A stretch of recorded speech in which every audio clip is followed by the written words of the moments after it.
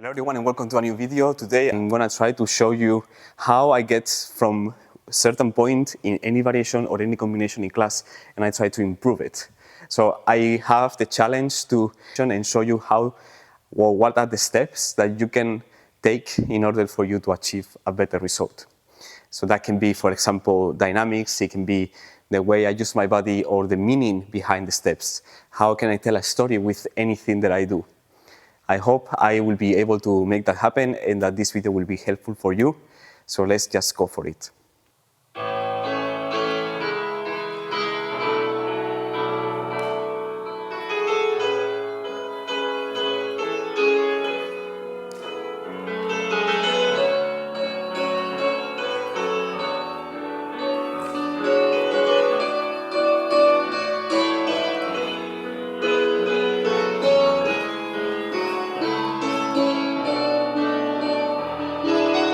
All right, so you saw the combination that I just did, and the challenge that I want to do is how can I improve what you just saw.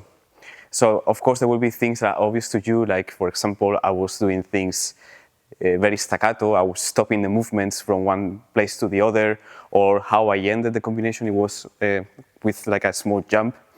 And these are things that everyone can see and that maybe you will think, okay, if I will try more times, it will be a little bit better. But there are also other things that maybe you didn't realize and that I can try to explain you here.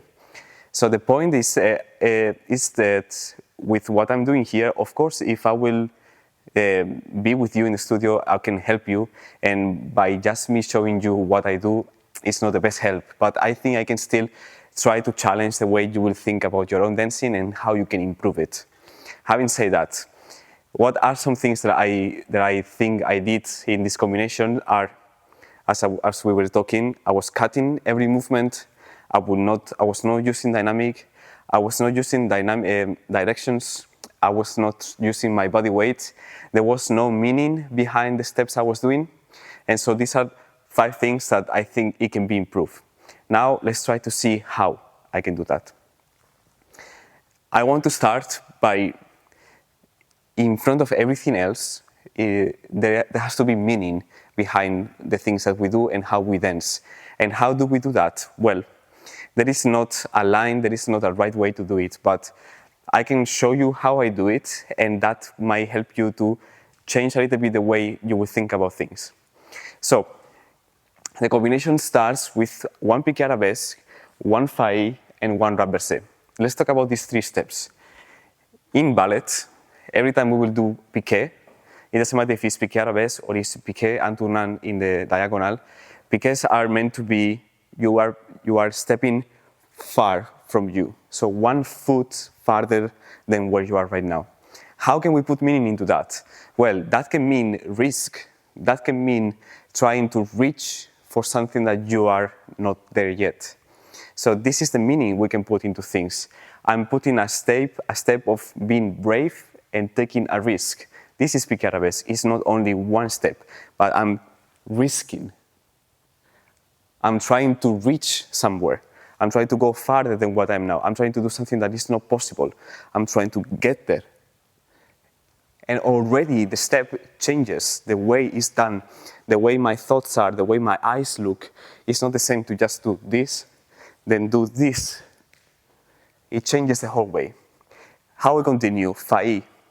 Failli for me is a really melancholic step because it acts as a bridge between. It's in the middle step. And that bridge between the risk and the thought of you have taken a risk but you don't know if it's the right thing to do. So this is the meaning we can have. We reach far and then we get this melancholic and thoughtful step that can connect to other things.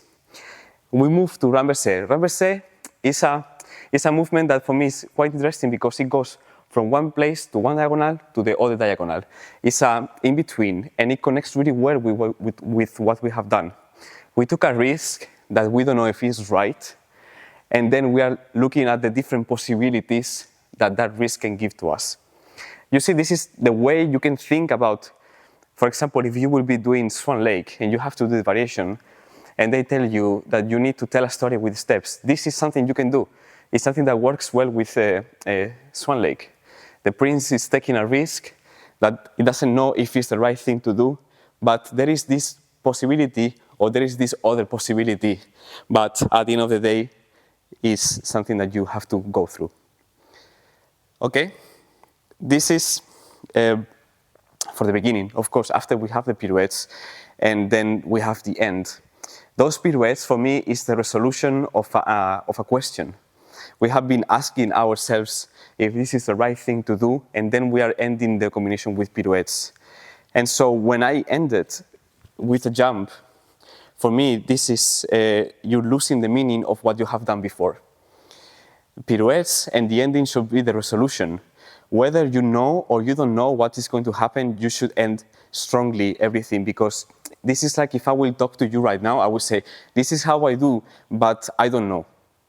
If I end my talking with I don't know, it doesn't bring you anywhere. And my job as a dancer is to take you from one idea to another, to express my feelings from point A to point B, so you can understand it and you can relate.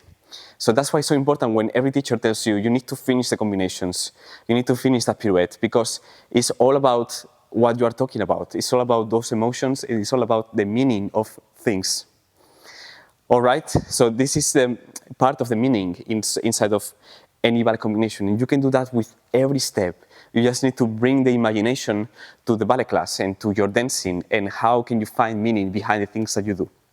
Having said that, let's talk about more technically about the step.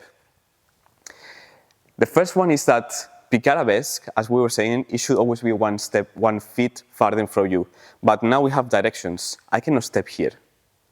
But why? Why I cannot step here? Because every action has a consequence. And if I don't step straight away in front of me when I do the piqué, it will be almost impossible for me to turn out, for example. If I will be here, it will be very easy for me to piqué in parallel. But if I want to do en dehors, then it should be this way. I should be stepping right in front of me, with the arms where they have to be. This is important for directions. If I don't know where I'm stepping, if I don't know where my next step will be, then it's very hard for me to do it correctly. And it will also affect the steps later on. So if I piqué there, then where I will fight? Here, there, or there? It's not concrete. And when you dance not concrete, it looks like you are lost in space. You want to be certain that you are uncertain. That means you should follow the path that is in front of you with the directions, but you will make the audience believe that that's not the case. So this is about directions and the importance. So if we will continue it, so we are in a line, and then you fight in this same line, then you change.